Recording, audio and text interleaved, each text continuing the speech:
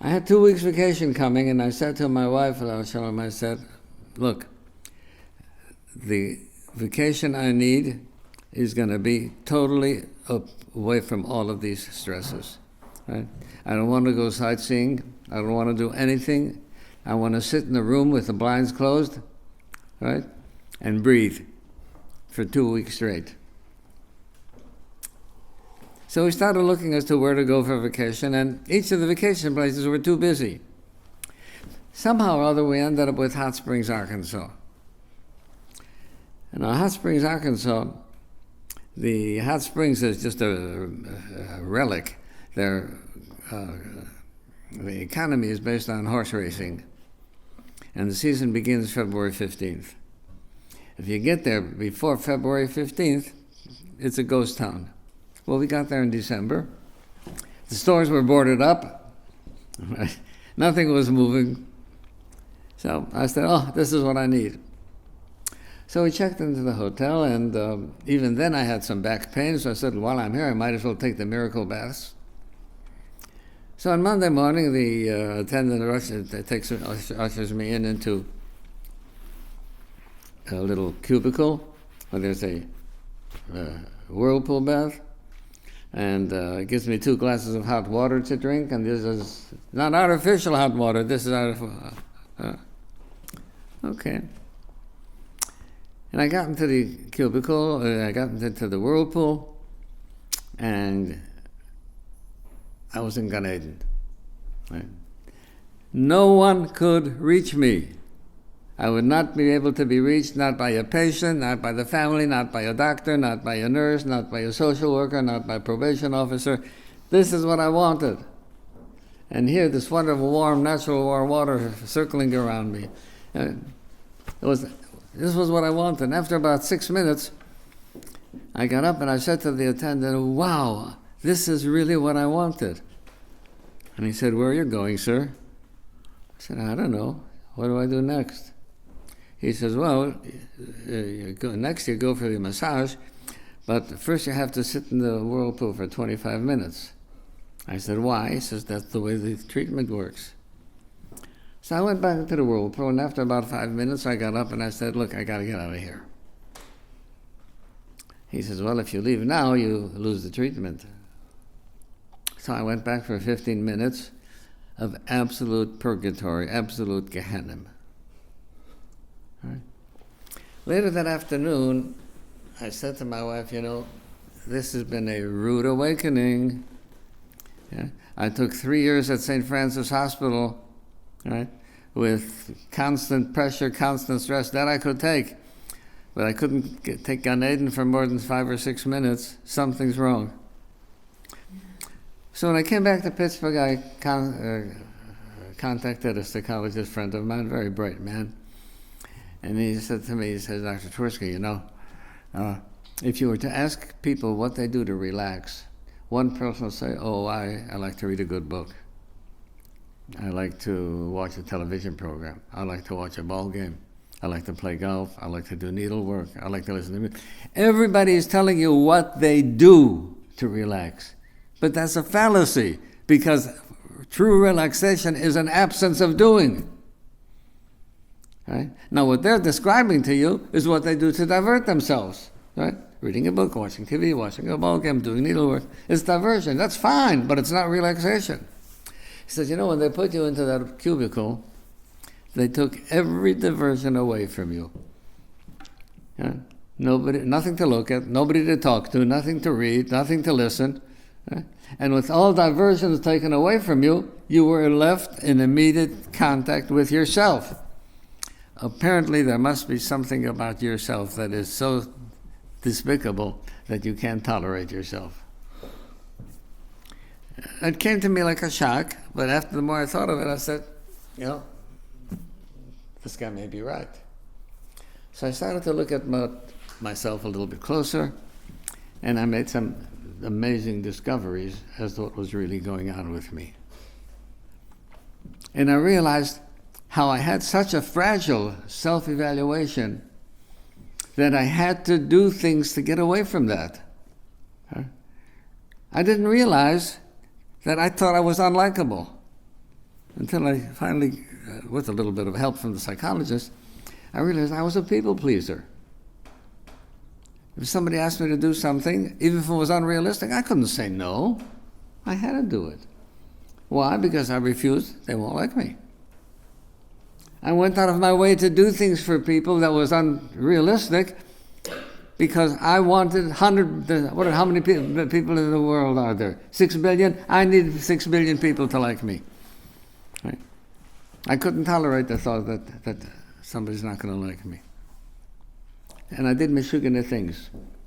Let me give you an example. One Thursday, a woman comes into the shul crying. Her brother, who was an influential member of the shul, was taken to the hospital with chest pain. So I got into the car, 10 minutes ride to the hospital. I came and I met the doctor, and he said, I don't think Frank had chest pain, but I don't think it was a heart attack. The EKG is normal, but we'll keep him for observation. It was a Friday. I saw him Thursday night. I saw him Friday. The doctor said, we'll keep him over the weekend just for... Shabbos morning, this was the end of November, there was a cold rain, and by car, I'm 10 minutes away from the hospital. Shabbos morning after the Suda, I walked an hour to the hospital in the cold rain. Right? Had I waited for another 4 hours, right, I could have made Abdullah and got there by car in 10 minutes. Meshugane, what did you walk for an hour for? If you would have asked me, I would have said, I was doing Bikkur Cholim. Come on, you could have done Bikkur Cholim 4 hours later. I wasn't doing Bikkur Cholim. I wanted Frank to say, look what a wonderful person the rabbi is. He walked all this way just to see me. That's the kind of things I need. The desperation to make sure people liked me. Now, you know, if you have a blistering, a burning sunburn, you stayed out on the beach too long, all right? And somebody comes up and gives you a little tap. Hey! Ah! Why? Because your skin is so sensitive that a little tap can be, sure. The only thing is, you realize that my skin is burning. The person didn't intend to hurt me. In fact, it was just a friendly tap. Because we see that our skin is so sensitive, we don't realize that our emotions are so sensitive. Right? And somebody can say something, a word to you, right? And it'll elicit exquisite pain. Yeah? Like the Gemara says, that if you have a person who's a convert, who's a ger, 10 generations ago, the ancestor was a goy. Right? Don't say anything negative about goyim in his presence. For 10 generations they've been tzaddikim already, right? He's still sensitive. Right? There's a Yiddish sprechwort, a Jewish proverb, that if a person has a history of someone in the family having committed suicide by hanging, don't tell him, hang up your coat there. Don't use that word. Right? That's the kind of sensitivity we have. Right? Now, if you have a low self-esteem and you don't feel good about yourself, right? You feel inadequate, you feel you don't have much worth, right? Like the Rabbi Shlomo Valba says, cheshivas. If you don't have a sense of importance, you don't have a sense of cheshivas, right? Yeah. What's worse about it is, if you have a sense of yourself that you're inadequate and inferior and unlikable, whatever, that is your reality. That's what you believe. And nobody's going to change your mind about that. Right? And you so firmly believe it, it may be totally illogical. I had a patient in the chronic mental hospital. He'd been there for 20 years.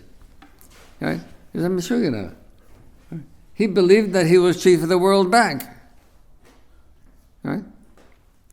So if you're chief of the World Bank, how come you're sharing a room with 60 other people on 60 cots? Right? That didn't disturb his delusion. He's chief of the World Bank, and nobody's going to tell him different. So just so you can have a delusion, a grandiose delusion, you can have a nihilistic delusion, a delusion that you're no good. And you genuinely believe that. And if you genuinely believe that, then you feel, that's what I am. And anybody who sees me is going to, obviously, they're going to see what I believe myself to be. They're going to perceive me as being a worthless person. Yeah? I mean, if you see a pile of trash, right, you know that anybody who looks over there is going to see a pile of trash. How do you know? Maybe they're going to see a rose bush. They're not going to see a rose bush where there's a pile of trash. Right? And if I feel about myself negatively, right, then everybody in the whole world is going to see the negativity. And I have to live with that. But that's so painful, right, that my system makes all kinds of mechanisms to keep away from that. And the one mechanism, for example, that I use was people-pleasing. Right? I'm going to make people like me. Right? Sensitivity to criticism. A little tap on a sunburn. I gave a lecture on the University of South Carolina for addiction therapists. There were 110 addiction therapists who had to take the course for continuing education. And when you finish taking the course, you have to make out an evaluation form. A month later, I get a packet with 110 evaluations of the course. And as I go through these evaluations, my ego soars right up through the ceiling. All the wonderful things that they were saying about me. 109 beautiful evaluations. One negative one. I was depressed for 3 weeks. After 3 weeks, I realized, 109 to 1 is not a bad score. Furthermore, this one guy probably had a bad day and saw everything as being negative, so he saw me as negative also. But that's the kind of sensitivity you have when you have feelings of inadequacy. Right? It can destroy your relationship to your husband, to your wife, to your children, to your friends, to your father, to your mother, because if you think about yourself as negative, you're convinced that everybody sees you that. And you know where I got that from? Not from psychology. I got that from a posuk in Chumash. The Meraglim came back, and they tell Moshe that we saw giants, right? And the words are, "V'niyu be'einenu kechagovim," we felt like tiny grasshoppers compared to them. V'chein hayinu b'eineihem, and that's what they saw us as. Okay? So the Chidush Yirim says, when you think of yourself as chagovim, if you think of yourself as nothing, then you're convinced that that's what people see you. So, if you have this idea, this negative idea about yourself, it's going to affect everything that you do. Shlomo Valben Yeshua says that if you don't have a sense of Shivas, you don't have any connection with Torah and Avodah. What a powerful statement.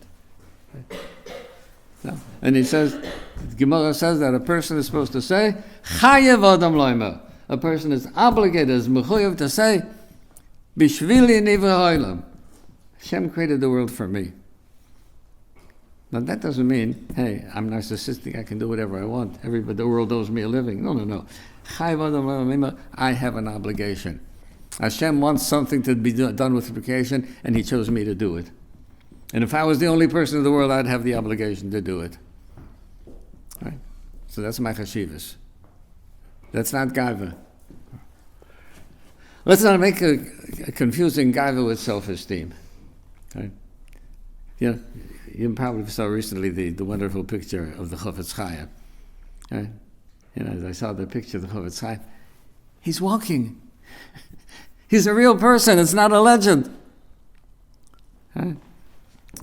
Then my next reaction was, such a tiny little person with so much Torah. Right? Now, what did the Chofetz Chaim know about himself? Did he believe that he knew Kol HaTorah Kula? Of course. If he didn't think that, how did he dare make the Mishnah Berurah? So clearly he was aware of himself. But his anivus was such, he never felt superior to anybody else. Right? And Rabbeinu Yoina, 800-900 years ago, makes this amazing statement. He He says, you know what a Balgaiva is? A Balgaiva is somebody who feels so worthless, right, that in order to escape these feelings of worthlessness, he thinks he's better than everybody else. So Gaiva is a defense against low self-esteem. Right. So I constantly harp on the idea of self-esteem, that it's an essence for happiness, it's an essence for avodah. Furthermore, if you have a low self-esteem, which is unwarranted feelings of worthlessness, unwarranted feelings of inferiority, that's sheker. Right? And sheker is destructive. Now the question is, okay, where do these feelings come from? Why does a person feel negative? And how come it's so ubiquitous? And then I have to look at myself. You know, generally, if a psychologist sits down with you and tries to get some kind of analysis of you, wants to know about your family background, your upbringing. Right? How were you treated by your parents? Right? And it's no big secret that parents make mistakes. I mean, they may be good. You know, parents sometimes say things that are unwise. Right? Why are you so klutzy? Right? That's a devastating statement. What's the matter with you, Yankee? Can't you ever do anything right? Right? Those are horrible statements. They don't mean anything bad by it. Right? Or there's all kinds of things that parents do. So there's no question that people can grow up with bad impressions from themselves because of mistakes that their parents made. But as I looked at myself and I tried to see, well, where did I get this from? I never had any negative experience from my parents. To the contrary, I should have grown up to be the most pampered person in the world. Right? Because in many, I was the third of the child, but my older brothers went away to yeshiva. They were 8 years older than I was. Right? My younger brothers, the twins, that did not come till I was 8 years old. So for that period of time, I was a ben yochid. Right? And my father doted on me. And Baruch Hashem, I succeeded in everything that I did. Right? I used to play chess with the people in shul and beat them all. When I was 9, I was a chess champion. I remember the kinds of things that you like to remember. There was a Rav, there was a Shochet. He says to me, I don't remember how old I was. He says, you know, the Gemara says that hirur k'dibo, that thinking is like speech. So I'm thinking of a kasha. Can you tell me the teretz? So I said, I'm thinking of the teretz. Right? So he ran into my father to tell him the chokhmah. Right? I mean, there were repeated things like that I had reinforcements. That didn't stop me from becoming a people pleaser and having this horrible feeling that everybody's better than I was. And when I was a kid, I had a baseball glove, but it wasn't as good as anybody else's. They all had better gloves than me. And when I was in medical school, all the other guys' microscopes were better than mine.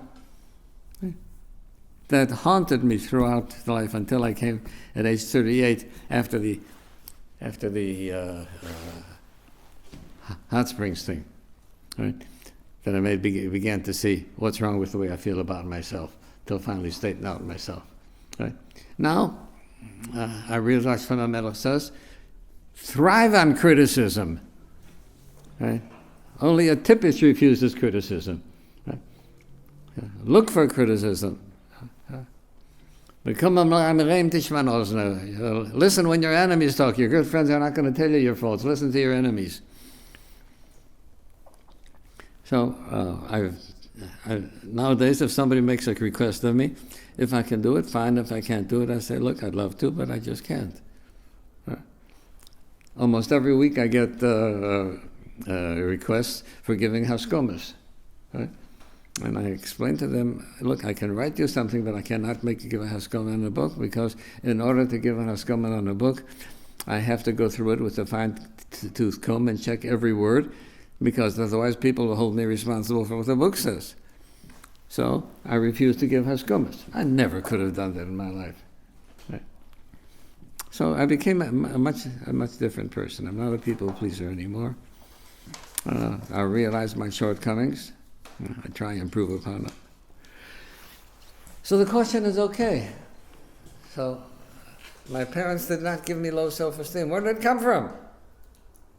Right? And what I'm going to tell you now is a shikul chidush. But they have to grasp it. Right? Reb Simcha Zissel, the great Bali Musa, says on the posuk in Tehillim, Dochoi dechisani linpoil, I was pushed to fall, Hashem azorani, and Hashem helped me. So Reb Simcha Zissel says these words, Dochoi dechisani, why the repetition? He says, Dochoi is not a verb, it's a noun. Dochoi refers to an internal force, a koyach hadechiyah, an internal force that exists in every person b'teva. So every person has a koyach hadechiyah that tries to crush him.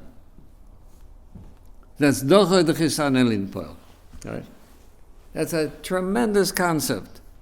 Right? You can have the best parents in the world. Right? You can have all kinds of successes, but you've got a Yetzer Hara, and the Yetzer Hara, you think, what does the Yetzer Hara tell you to do? To smoke on Shabbos? Right? To eat treif? The Yetzer Hara tells you you're no good. The Yetzer Hara tells you you're worthless. You're unlikable. You're inadequate. Right? And he says that's b'teva. A person has that in his nature. Now I understand where I got it from. It wasn't my father's and mother's fault. Huh? I've got a Yetzer Hara. You've got a Yetzer Hara. Every human being has a Yetzer Hara. Right? And the Yetzer Hara tries to crush us. And actually, what Rabbi Simcha Zissel is saying is simply elaborating what the Gemara says. A person's Yetzer Hara renews itself every day, and it tries to destroy him, tries to crush him.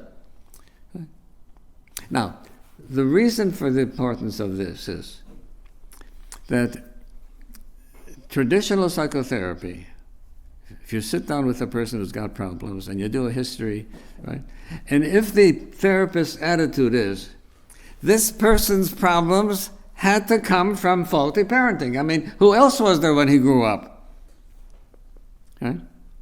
The only influences that he had when he grew up primarily were the parents. Now, there may have been other things, but primarily it was the parents, because the parents were the authority figures to whom he looked up to. Right? And if the parents made mistakes, that's what caused it. Right? Now what we've got to do is find out where the parents made some mistakes and help the person understand that, and so he can overcome that. Okay, I understand that. There's validity to that. But the idea is that if you corrected all of the mistakes that the parents had made, right, the person should be happy. I said, no, that's only part of the thing. Right? The other part of the thing is that he's got a Yetzer Hara that's telling him he's no good. And if you feel better about yourself on Tuesday, the Yetzer Hara is going to come back on Wednesday and tell you you're no good. And it's going to be a lifelong battle. And that's why we can't expect traditional therapy to solve a person's low self-esteem. It can do whatever it can do. It may help to correct parental mistaken impressions. That it can do. Right?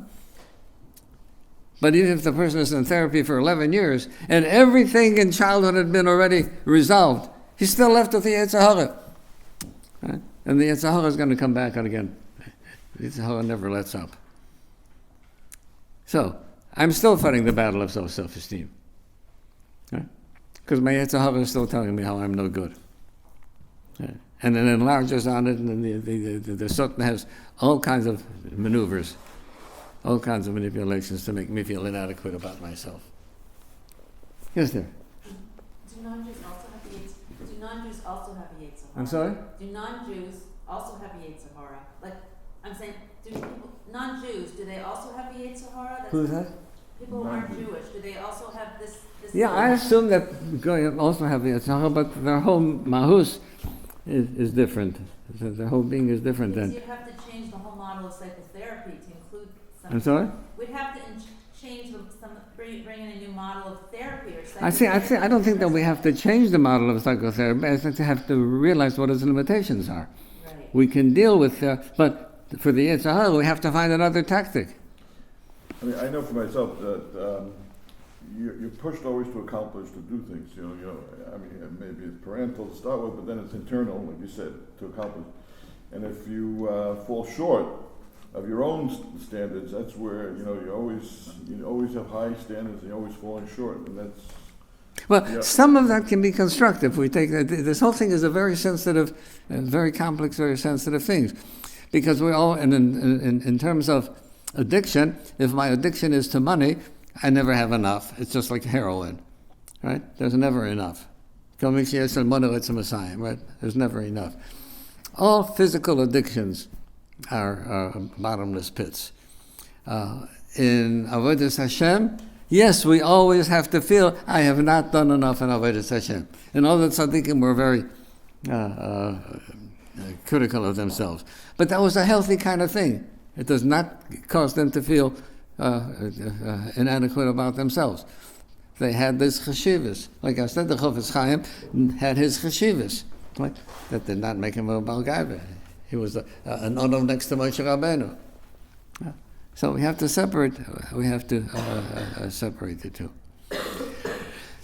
So I think that this is important in terms of therapy, as well as for each of us to know that the role of therapy is excellent and can deal with the kind of things that therapy is for, right? And if people grew up with mistaken impressions about themselves because of parents, then the therapist can help them understand it and correct it and overcome it. But that's not going to solve the whole problem. It may solve 50% of the problem, but you're still left with another 50% of a problem that's going to be a lifelong battle. Right? All the way till the last breath a person takes. The Yetzer Hara never leaves.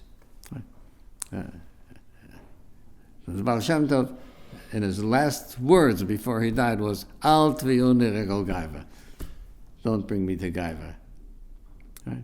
And one of the tzaddikim said that, he knew he was very close to dying. He says, now the Yetzer Hara is telling me that I should say Krishna with great kavana so that people around should say, oh, what kind of tzaddik he was.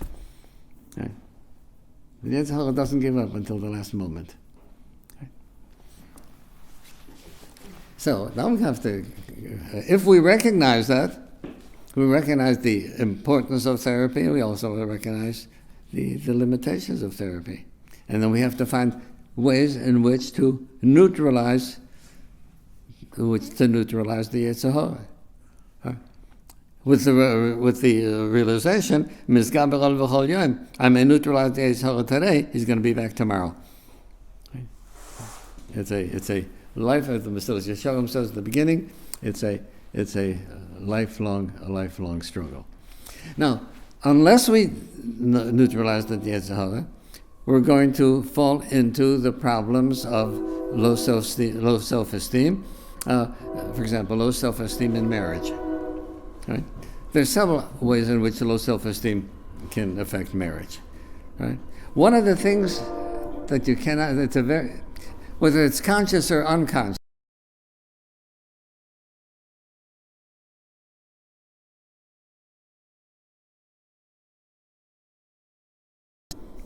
and if I can control people, right, and I'm a master over that, that gives me a good feeling about myself. I remember we had a 5th grade teacher in school. I went to public school because there was no cheder in Milwaukee. Right? So there were 2 sections of 5th grade. One section was Miss G. Miss G was known as a cruel teacher. Right? She was a real schlock. And when we were in 4th grade, all of us, I hope I don't get into Miss G's class. Right? In retrospect, I recognize how desperate Miss G was that the only way that she could get a good feeling about herself is being a dictator over helpless little kids. Right? It gives her a good feeling about herself. Not to be a rosh lishualim. Don't be a leader of inferior things, right? I worked in hospitals, mental hospitals, and there were attendants, and some of the attendants were cruel, right? And they lorded it over their inmates. The inmates were helpless; they had no access. I worked in prisons, and there were some prison guards who were horrible, right? Because the prisoners had no recourse. So what happens is that a person who's got a low self-esteem, right, can become a controller in marriage. Right? And if he's a controller, he'll be an abuser, because that's what a control is. And of course it could be that abuse can go both ways. Both emotional abuse as well as physical abuse. The wife can be an abusive just like the husband can be an abusive. And I think that underlying abuse is this need to feel, to exert myself as being better than the other person, as being powerful. And the search for power is a need to overcome this. So it may have affected world history also by megalomaniacs who had to feel powerful and they had to conquer the world. So control in any way, and I think control of parents of their children can also be destructive. Now, I think that it's important to know that when you have a child, your hashkafa has to change. That at that point, the child did not ask to feel to be born, and you're bringing a child into this crazy world. Your primary obligation is to give that child the best opportunity to fulfill his or her potential and to become happy. That doesn't mean you pamper him, because pampering is not preparing for a reality. Pampering is not a healthy upbringing. But what the child should know and the child should feel is that the parents are willing to set their own needs aside in order to deal with the needs of the child. This is not pampering. And the child is very sensitive, the child will feel. The child will feel when the discipline is for his own good, or the discipline is because the parent is angry because he wasn't listened to. Right? So if one of my children doesn't listen to me, right, I can be very angry as to why he defied me, and I react out of my anger. That's not for good for the child. The child has to know that I discipline him for his own need. Right? And the discipline can be done with love. That's the famous story, the chess story. You remember the chess story? The chess story is the typical one. Is why I said my parents never were responsible for my low self-esteem. I was 9 years old, I was a chess champion. So in one Rosh Hashanah afternoon, we had a Rav visiting from Chicago. And so he comes over to me Rosh Hashanah afternoon, he says, "You want to play chess?" I said, "It's Yom Tov." He says, "So, there's no issue on playing chess on Yom Tov." Okay. So I played him 2 games, and I beat him soundly both games. Second night of Rosh Hashanah, my father's Gabbai comes up to me and he says, "The Rebbe wants to see you." So I went into my father's study. My father was looking into a sefer, and he didn't say anything to me. He just let me stand there a little bit. After a few minutes, he looked up at me. "You played chess on Rosh Hashanah?" So I said, "Yeah, Rabbi Chamovich says you're allowed to." He didn't say a word. He just back into his sefer, and that's all I needed. I realized the halacha was right.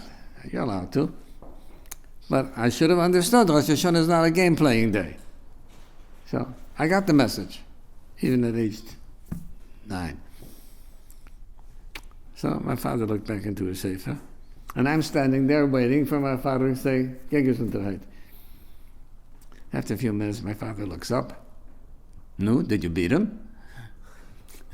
I said, "Twice." "Oh, geh gesundheit." See, he had to discipline me but he's not going to let me walk out of there feeling negative about myself. That's the trick of parenting, that the child should be made, enabled to feel that what's being done is done for him, not for the parent's sake. I think that parents who buy a 3-year-old designer clothes are not doing it for the child. Now, if you're buying it because you think it's a better quality, okay. But if you're buying it because you want the neighbors and your friends to see that my child is wearing designer clothes, that's for yourself, not for the child. And if the child will feel that it's being done for him, that he is the center of their parent's life, I think that builds self-esteem. We have to feel purposeful in life. Like we say in davening, "Leman lo niga lo rik." Our lives should not be empty. Right? And if we give our children the feeling that they are accomplishing things, that we have a strong emunah, right, and they feel that they're accomplishing something with their life, then they have a sense of chashivas. Right? That what they're doing is not just to please their parents. What they're doing is genuine to develop themselves, to get their own personal growth, to develop their own neshama. So again, control is one of the mechanisms that people use to escape feelings of inadequacy. People-pleasing is another mechanism. Right? Avoiding criticism. I remember before the hot springs kind of thing, I used to give droshes on Shabbos. Right? And when I came down from the bima, right, if people didn't come over and tell me about how wonderful the drosha was, right, I was devastated. Right? I needed that recognition. I needed that approval. Now, we all need approval. But the difference between health and illness is not qualitative, it's quantitative. How much do you need it? Right? We all want compliments. We all want to know that we're appreciated. Right? But the question is, and if you don't get it, how devastated are you going to be? Right? So later on, when my self-esteem improved, right, I no longer had that horrible need that everybody has to appreciate me. Right? Yeah. Now I don't need. Scores. I don't need scores of 109 to 1. I just want that 51% should be positive. Right? I can live with 49% negative. In the olden days, I couldn't live with a fraction of 1% being negative. I had to have that. I think it's important that a person should be a high achiever, but a person should not be an overachiever. Because an overachiever is going beyond what is necessary in order to compensate. And that's the fault. If you compensate for a non-existing deficit, you're in trouble. Now, if you compensate for an existing deficit, that's reality. And as long as it's reality, you're okay. The problem with low self-esteem is it's a delusion. I'm seeking to compensate for a fault that isn't there. Then why do I think it's there? Because the Yetzer Hara makes me think it's there. Okay? But if it's an existing deficit, no, none of us are all perfect. We all got the deficits. I remember when I was a kid, I loved baseball. Right? And I had baseball heroes, whatever. And I loved to play baseball. The only problem was I couldn't catch a ball and I couldn't hit a ball. Right? So I was never picked for the team. I was desperate. You might not believe this, but in 1937, 1938, for a penny, he got a little box with 15 caramels. So I would get a couple of pennies and buy a couple of boxes of caramels and go to the kids on the playground and give them the caramels. So let's go home. It didn't work. They didn't pick me for the team. A little later, I got desperate. About a block and a half from the playground, there was a sporting goods store. And in the window, there was a Louisville Slugger bat with a blue felt handle. And the kids would push their noses against the window and look at the bat. Right? And the dream was to have the bat, but it was unrealistic. The bat cost $1.25. Do you know what it was like in 1938, $1.25? A family of 4 got along very well on $35 a week. A quart of milk was 12 cents. Right? I just got a letter from California. Somebody sent me something, and I said, well, where is it? He said, well, I sent that out from... finally, it came yesterday. It was sent out for 48 cents on February 24th and arrived on March 5th.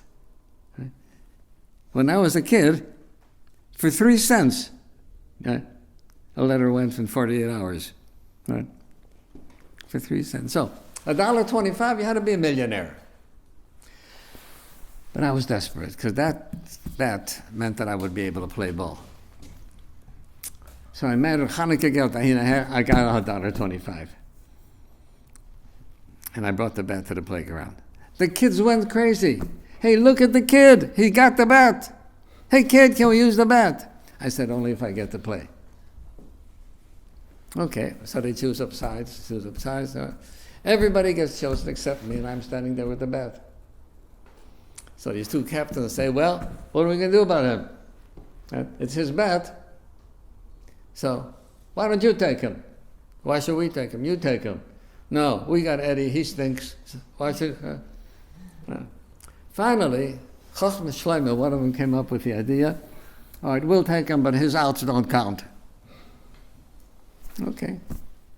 So they put me in deep right field where nobody ever hits a ball. Right? And when my turn came up to bat, I stood there, right? And 3 times I waved the bat and struck out. Yeah. After a couple of days, I figured, this is Mishigas. Look, guys, you can have the bat, just give it back to me. And I went during the playground, I went to the library and studied. And graduated high school at 16. That had nothing to do with my low self-esteem. Right? Because my inability to be an athlete was a reality. Right? And I can compensate it for it. So I compensated for it by becoming a good student. Right? The problem with low self-esteem that caused the problem is it's not a reality, it's a delusion. Right? I was president of the Allegheny County Medical Society, and I arranged for an internationally famous doctor to come and lecture to the medical society. So this doctor came, he had written the book on this particular condition, a thick book like this. He's the world's authority on the condition. And I sit there looking at him during his lecture, and I see what he's doing. As he's lecturing, he's studying the people, the faces of the audience to see whether anybody disagree with him. And I said, what do you care if anybody disagrees with you? Right? You are the authority, and anybody who disagrees with you is wrong. Well, after the lecture, I drove him to the airport, and I sat with him for about an hour waiting for the plane. The person had a horrible, horrible self-esteem. Right? And that's the paradox of low self-esteem. That people who are gifted, right, are likely to have a worse low self-esteem than others. And now, I understand why that is. Why? Because the greater that a person is, the greater Yetzer Hara is. So if a person is very limited, so Hashem is going to give him a tiny little Yetzer Hara. You can't give him this whopper of Yetzer Hara, you can't handle it. Yeah, but if a person is very well endowed and very well gifted, right? Hashem is going to give him this whopper of a Yetzer Hara. So of course he's going to have a lower self-esteem. So that's the paradox of low self-esteem, that people who are gifted are likely to have a a worse Yetzer Hara, a worse low self-esteem.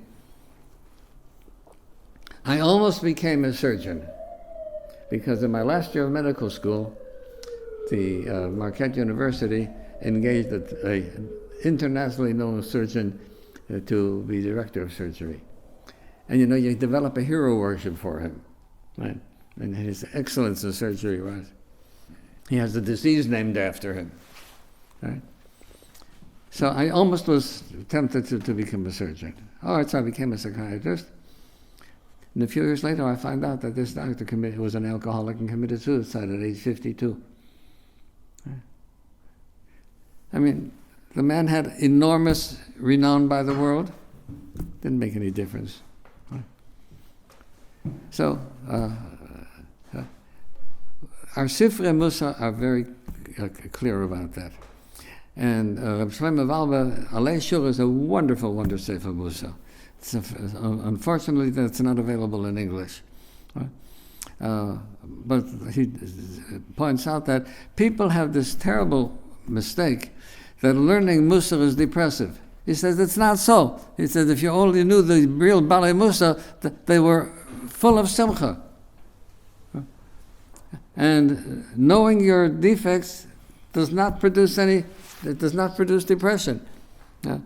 The story of the Baal Shem Tov once came to a town, and the people told him that there's something improper about their chazan. Because the chazan, when he comes to the Vidoy on Yom Kippur, he uses a niggin, a simcha niggin, like it's appropriate for Simchas Torah. So the Baal Shem Tov called him over and he says, where's the logic in that? So he says, Rebbe, if I was the janitor in the king's palace, right, and I was cleaning out the palace so it should be more appropriate for the king, shouldn't I be happy about that? Right? So he says, when I say David and I'm cleaning out my goof and cleaning out my neshama, right, so that the Rabbanu Shalom should have a better, more comfortable place within myself, I shouldn't be happy about that? And Baal Shem said he was right. So, with the proper attitude that you find in the Sifrei Musa and the Sifrei Chassidus, anivus, yes, right, but worthlessness, that kind of shiftless, no. So, I had a situation where a guy came. I don't remember what he came for. So long ago. But I took a history from him, and I found out that he had a terrible relationship in dating. Romantic life was horrible. And every time he dated a young woman, the date started out to be wonderful. By the end of the date, it was a disaster. And finally, he gave up. He knew that no, it's not his fate. He's never going to get married. Right? His best friend was drafted to Vietnam. And before the friend left, he said to him, look, do me a favor. While I'm gone, take Lois out and show her a good time. Lois was the friend's girlfriend. So, what happened is that when he went out on a date for himself, right, being that his self-image was terrible, right, he didn't think that the young woman would like him. So he put on an act, right, to try and impress her. Right? And that went over like a lead balloon. Now, he was not trying to impress Lois. He had no intentions of Lois. Right? He's just doing his friend a favor, taking Lois out. So he relaxed. That's perfectly normal. So you know what happened? She fell in love with him. Right? I don't know how many shidduchim don't work because the person tries to show himself as something that he is not, to cover up for his pathological feelings of low self-esteem. Right? And that's why I say low self-esteem is at the bottom of everything. Right? What is anxiety? Anxiety is the same as fear, with the difference that if you have fear, you know what you're afraid of. Right? You're afraid of this danger, you're afraid of this danger, okay, you're afraid of something happening. Those are realistic fears. Anxiety is the same thing, except that you don't know what you're afraid of. Now, Freud said that the unconscious perceives something that you're not aware of, and that's where the fear comes from. Obviously, the more that a person feels stronger about oneself, right, the less anxious he'll be. And the more fragile a person feels about oneself, the more likely to have anxiety. So I don't think that a person with a good self-esteem is going to be free of all anxiety, but certainly it's less anxiety-provoking. Right? So, again, the reason that low self-esteem is so pathologic is because it's built on a sheker. It's built on a false assumption. It's built on the false assumption that I'm no good. Right? And there's nothing you can do about that. You can tell this person, you are not the chief of the World Bank. Don't you realize? You've been sitting in the state mental hospital for 20 years. You're not the chief of the World Bank. You're not going to get anywhere. Right? His belief is that he's chief of the World Bank. And the delusion of a paranoid you cannot budge with logic. Right? And the delusion that I am no good, with the Yetzer Hara is telling me I'm no good. And look what the Yetzer Hara can do. Right? Yesterday's Parsha, the Bnei Yisrael, after Nasa v'Nishma, just a few days away from Nasa v'Nishma, the greatest moment where they became free from the Malach HaMovos. Right? Moshe didn't come back, so what does the Sultan do? The Sultan gives them a delusion and a hallucination that they see Moshe being carried to burial. Moshe died. Right? And they believed that. They had evidence, the Sultan showed it to them. Right? That's the problem with hallucinations and delusions. Right? If we have a delusion, it's not going to be budged by logic. The Bali Musa say that yes, it's important for a person to know what his defects are. Right? But it's much more important for him to know what his strengths are so that he should know how to overcome the defects. And if he's not aware of his strengths, he says that's not anivis. He says the person who does not realize what his personal strengths are is not an orov, he's a shaita. He's a fool. So the true method for self-esteem is to get a good knowledge of oneself.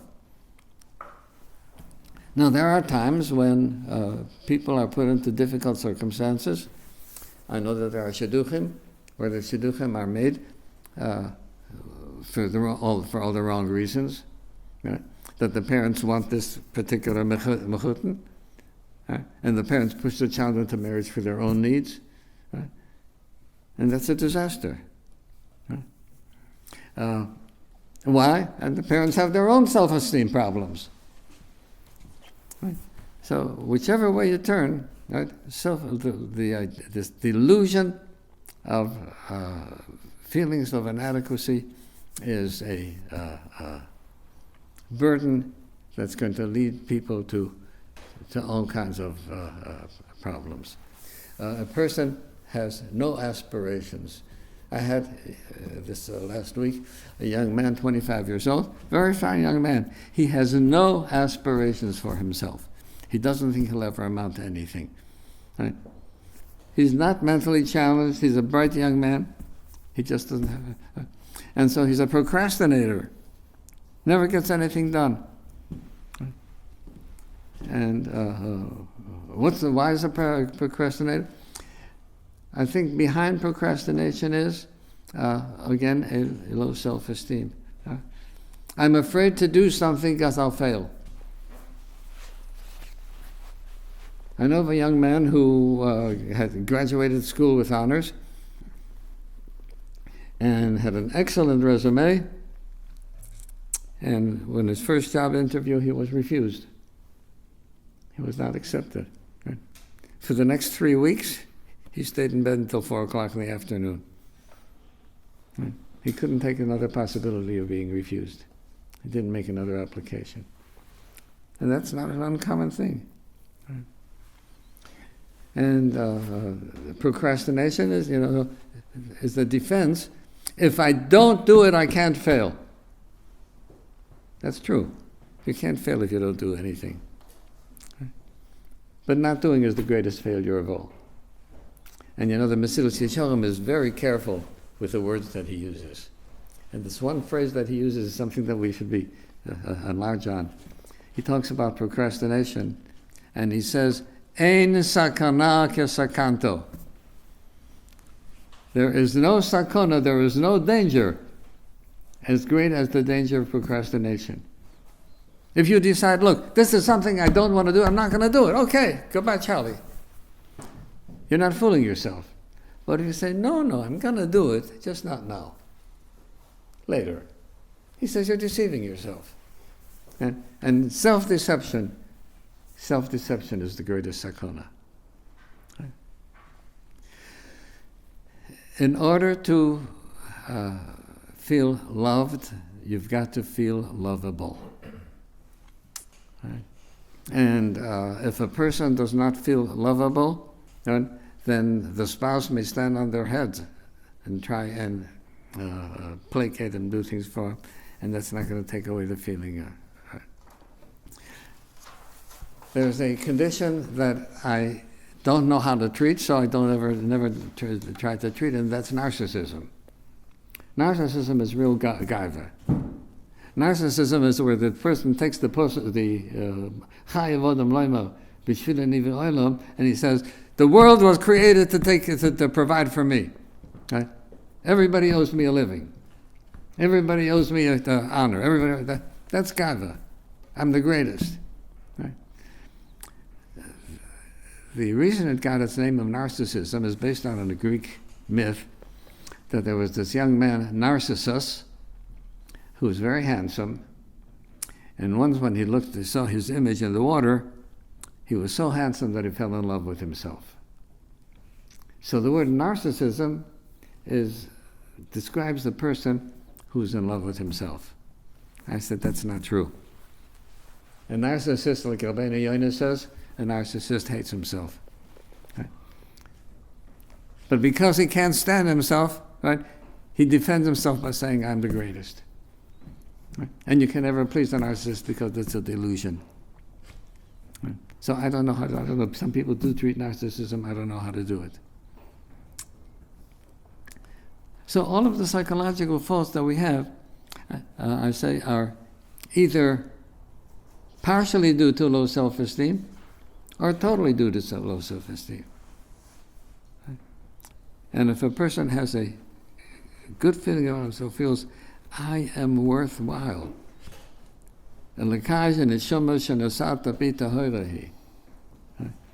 chelik alakai memal. Many years ago,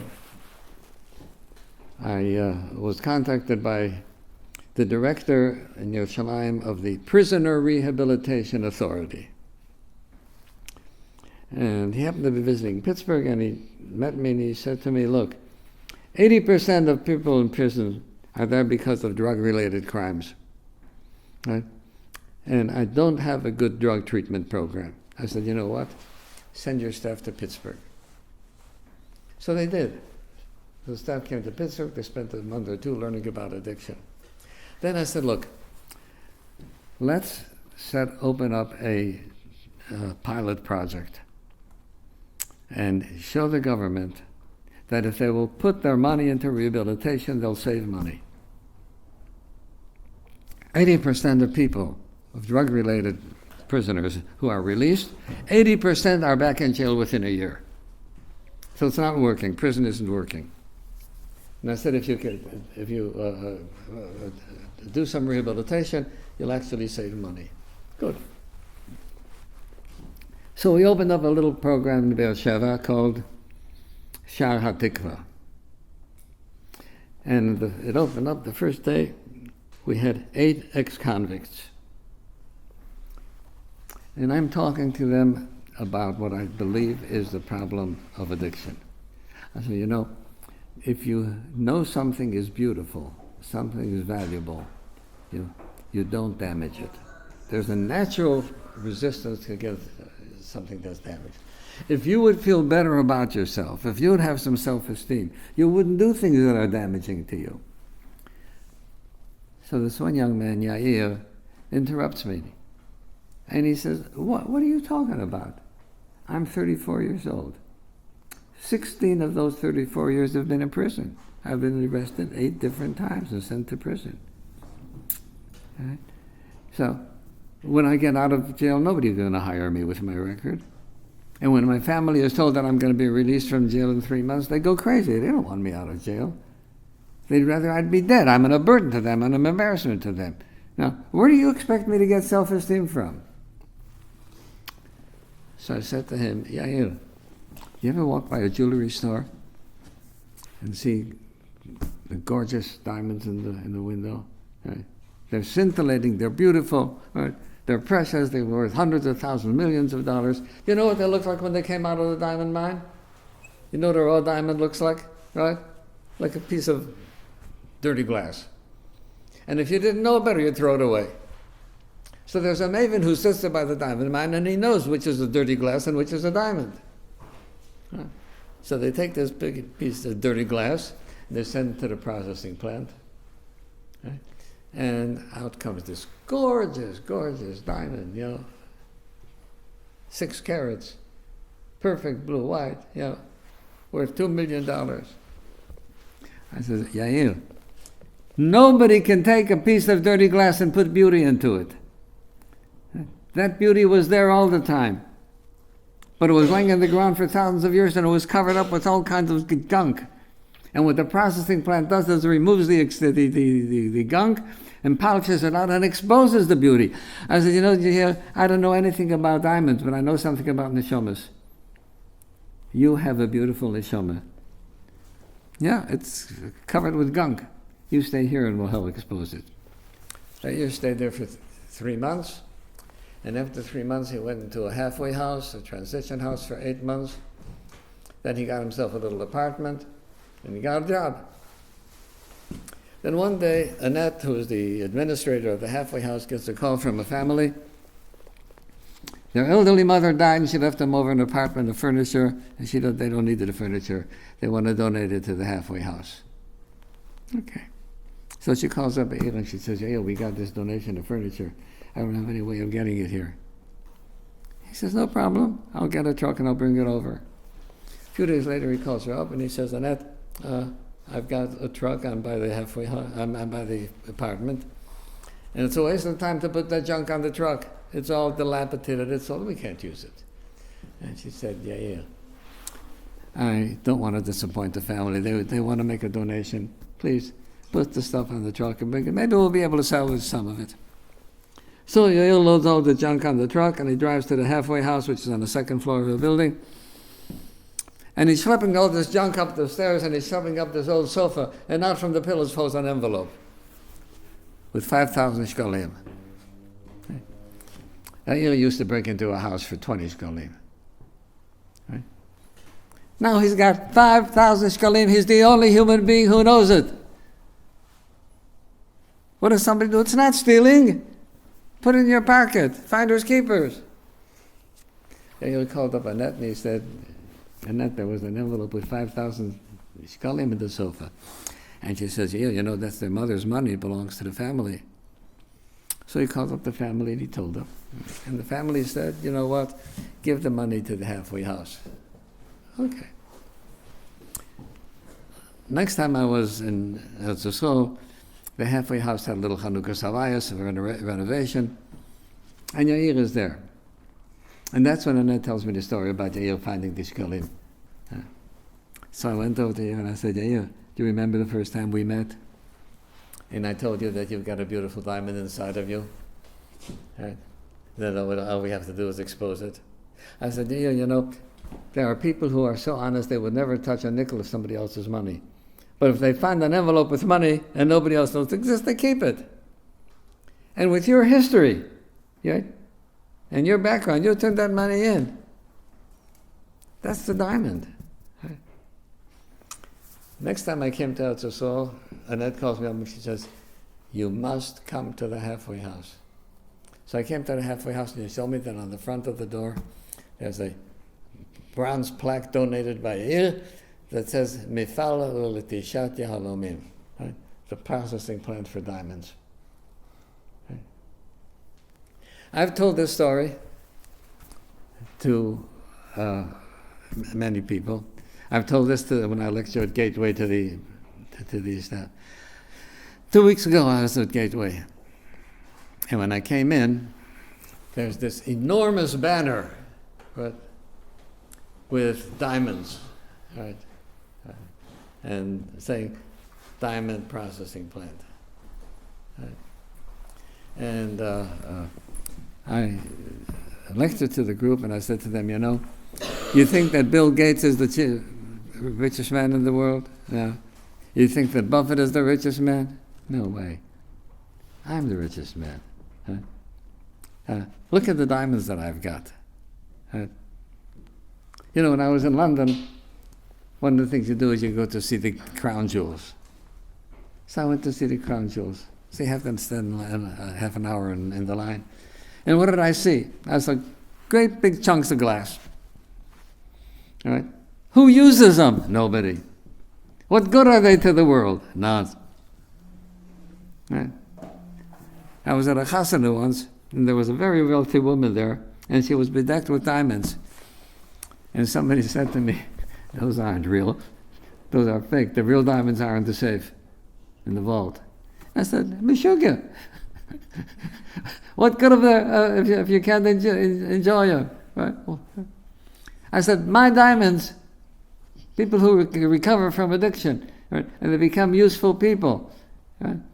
And they become good mothers and good fathers and good husbands and good wives. Those are diamonds that have a purpose. I'm the richest person in the world. And I think that if we can realize, first of all, about ourselves, that we are diamonds. Now, we may need some polishing. If we can realize about other people that they're diamonds. Right? There's some defects, but they can be taken care of. Right? It's the discovering the good in ourselves. And that's why self-esteem is so crucial. And we have to realize why we're having a lifelong struggle with it. And it's supposed to be that way. Something very interesting. 30 years after Reb Simcha Zissel made his statement of Dochoy, that there's a natural crushing force, Sigmund Freud came up with a theory called thanatos. And Freud said that in every human being there is a death wish, a destructive wish, a self-destructive drive. And Freud didn't know what to do about that. He didn't believe in Hashem, he didn't believe in creation. Everything was evolution. Well, according to evolution, the only things that survive, right, are things that contribute to the preservation of the species. Right? A self-destructive wish has no purpose. Why is it there? And Freud says, I don't know. I can't make heads or tails out of it, but I can't deny that it's there. So it's interesting that he said the same thing to Reb Simcha Zissel said from a posik. Right? And I think that the problem of self-esteem is what Freud said for people who don't believe, right? That it's thanatos, that it's a self-destructive wish that's built into people, and he doesn't know where it came from. Right? We know where it comes from. Right? It comes from Yitzra Shel Adam Misgalel B'chol Yom. So the answer is to do what is necessary to offset to neutralize the Yetzer Hara. And how do we do that? Right? By realizing what our worth is, and with Baruch Hashem, we have emunah, like the Mesilas Yesharim says. I am worthy today. First of all, I just got up in the morning and I said, I have a beautiful neshama. But what happened to what I did yesterday? I'm talking about today. Right? Today I have a beautiful neshama. And Friday night, everything in the past week is gone. We start off a new thing. Right? We used to have Farfel Tzimis every Friday night. Why Farfel Tzimis? Because it's a play on the word. Right? Whatever happened until today is farfallen. Right? It's over and done with. It's bygone. Don't harp on it. Right? I said this morning, I said the Yom Rishon b'Shabbos. This is the first day toward the next Shabbos.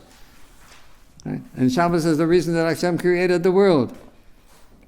Right? And Torah is the reason Hashem created the world, and when we participate in Torah, we are being useful. Right? And if we sincerely believe that, it's not just verbalizing the words. If we sincerely believe that, we'll give that feeling for ourselves, and we'll be able to transmit that feeling to our children. Right?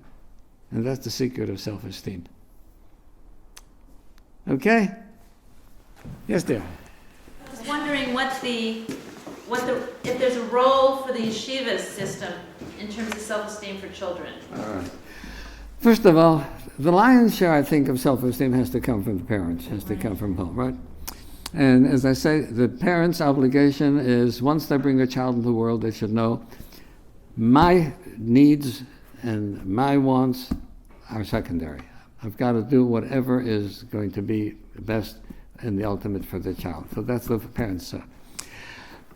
I think the yeshiva should support ideas of self-esteem, but it's extremely difficult with the system that we have now, because our yeshiva system is under tremendous pressure, tremendous financial pressures, and the rebbeim under financial pressure.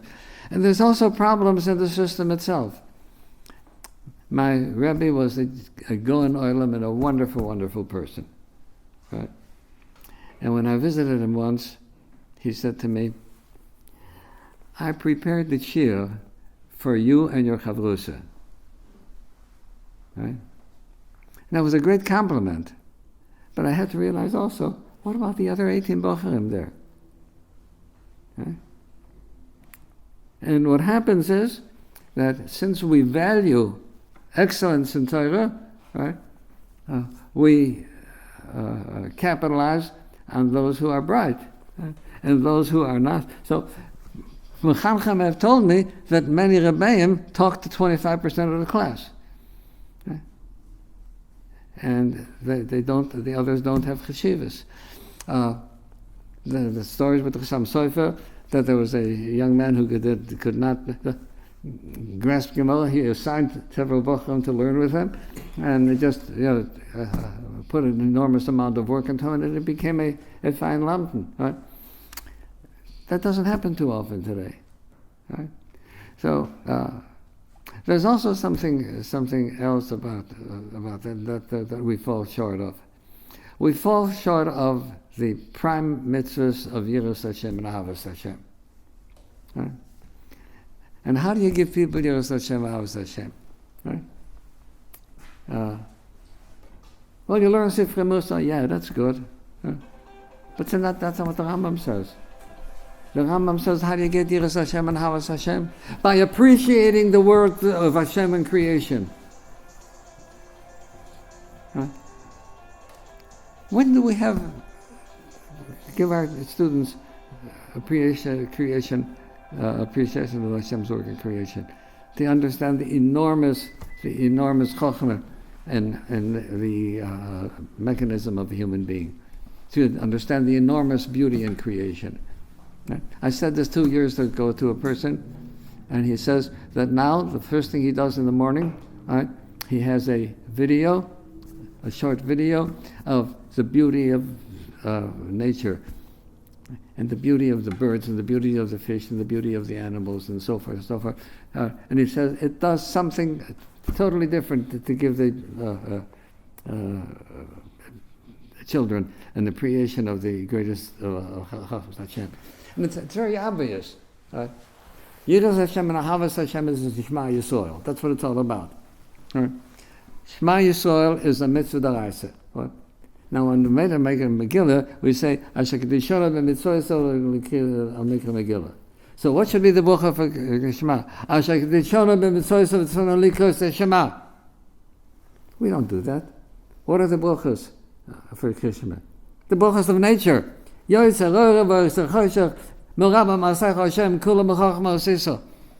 come? Right? Because that's what the Rambam says. You want Yiras Hashem and Ahavas Hashem by Shema Yisrael? Learn what the Rabbeinu Shalom did. Get an appreciation of nature. Right? We don't do that. We don't do that in yeshivas either. So I think that our yeshivas are under enormous pressure to turn out chazon issues. Right? There's so much pressure on the Rebbeim that there's no way that they can associate properly with each child. And I'll tell you a simile about that. I mean, it was totally different than what the world was like 50 years ago.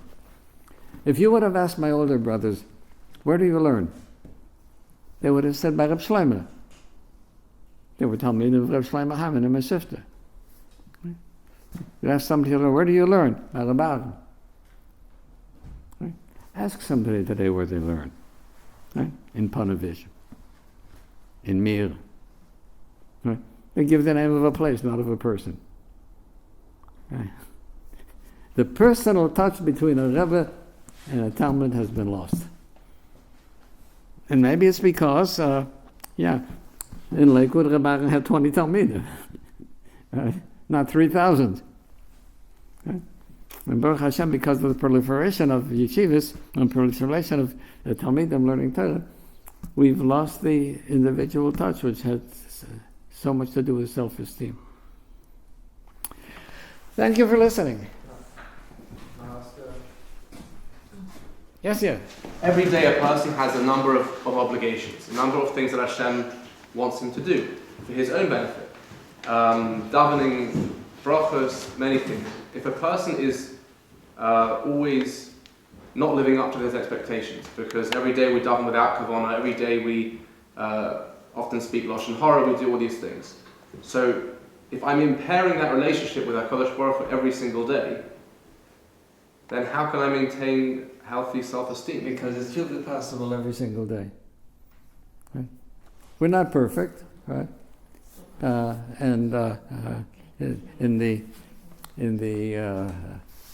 Tefillah Koydem HaTefillah of Rebbe Ramali Melech, right? He says, Rabbanu Shalom, look, the things that I've done have not been out of rebellion or out of disrespect. It's just because of this horrendous Yetzer Hara that I've got, right? And so when we realize that and we say, no, now I'm going to try and do better and combat the Yetzer Hara, right? So we do tshuva, right?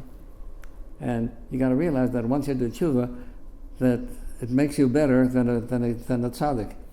Because the Mokum Shemal Tshuva Emdim and Tzaddikim Yochel Muhammad, right? And somebody says, look, we have a relationship with Hashem. When we do Avera, we cut the ties. Right? And then we do tshuva, we tie it up again, right? But as a result of that, when you keep on tying, you get closer and closer and closer. Right? So the idea of proper tshuva, we have faults, we have our deficits, but that's what the Yetzer Hara is. But another thing that you said, it's not only the Yetzer Hara, it's that the Gemara says, what is the small parsha on which the entire Torah depends? B'chol d'rochecha d'ehu, know Hashem in all your ways. Right? Avodas Hashem is not only talis and tefillin and birchas hamosen, right? Avodas Hashem is everything that I do should be ultimately l'shem shemayim. Right? So I should be eating l'shem shemayim. That's a very difficult thing to do. Right? Unfortunately, I was able to do it last week. Why I say unfortunately? Because I've got a condition that kills my appetite. Right? So last week it kicked up, and I ate l'shem shemayim. I had no desire to eat at all. Right? But that was unfortunately what we should be able to do. Right? Is eat l'shem shemayim when we're eating a roast duck. Right? And that's the avodah that everything we do. Right? Now by the goyim is give to God what is to God and give to Caesar what is to Caesar's. Right? So there's religious things and unreligious things. Yiddishkeit is not that. Yiddishkeit is everything has to be l'shem shemayim. Right? There's a beautiful book called, sefer called Binyan Habayis. Recently came out by Self-Esteem, right? With many quotes from the disciple, right? On the mitzvah of oina, right? Where he points out that the mitzvah of oina is a tremendous mitzvah. And that's l'shem shemayim. And that doesn't mean that a person doesn't enjoy it. Right? So that even things that are joy, that give us great pleasure, can also be Lishem Shemayim. If you have a critical husband who is criticizing his wife, you said this to the children, you shouldn't have done this to my mother, you cooked wrong, you weren't on time, you're always late. And he says that I have to do this because otherwise my wife will be complacent. She'll not run the house properly. She won't raise the children properly. So I'm forced, because she is not as competent as I am, she won't be able to grow, and therefore I'm forced to criticize my wife. And this is a person who perhaps is a bully, or he has low self-esteem, but he has to criticize his wife, or he feels he has to criticize his wife, because otherwise she will never get her act together. And how do you deal with a person who's critical? Right. I think that the difference is between constructive criticism and destructive criticism. Shlomo Melech in Mishlei is full of the importance of constructive criticism.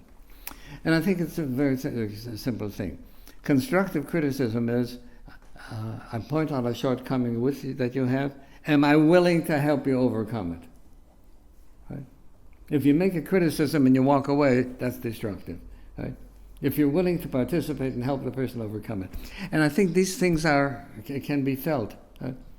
And if the wife were to feel really that he is not doing it because he believes that he is the boss, that the Torah gave him the right to be the boss, but he's really trying to help her, I think if she feels that, then I think she'll come along with it. One last question. The person who says he's Napoleon, or he says he is, what phrase you used before? Chief of the World Bank. Yeah, chief of the World Bank. The person who feels he's the chief of the World Bank, no matter what you tell him, he'll still think he's chief of the World Bank.